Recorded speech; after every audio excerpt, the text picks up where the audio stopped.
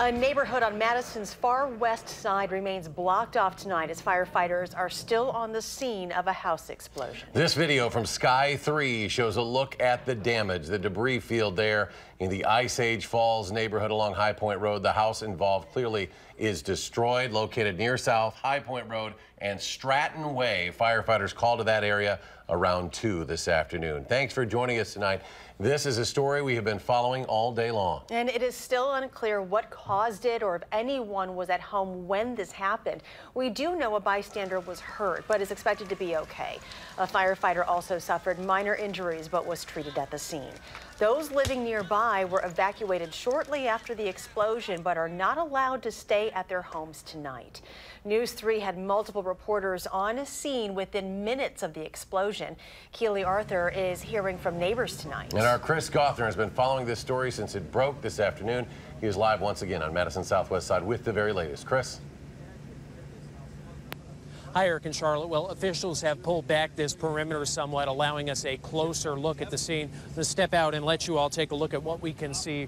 Right now, you can see this rubble of this house just totally obliterated here by this explosion here on Stratton Way.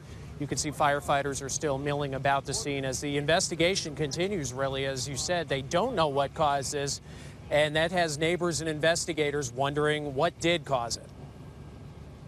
I was cleaning the house and I heard a huge bang. It was the sound that rocked Stacy Aparicio Smith's Wednesday afternoon. The whole house shook, and I live about maybe an eighth of a mile away, and I went out to see my mom was helping clean the porch, and I said, "Did you drop something?" She goes, "It was a little bit bigger than that." She walked outside, instantly stunned by what she discovered. Just saw smoke billowing up from behind the neighborhood. Just before 2:05, our first responders arrived on scene and found a totally destructed home. Madison firefighters battled the flames emanating from the rubble. Officials say one firefighter got hurt and another person was hurt in the explosion.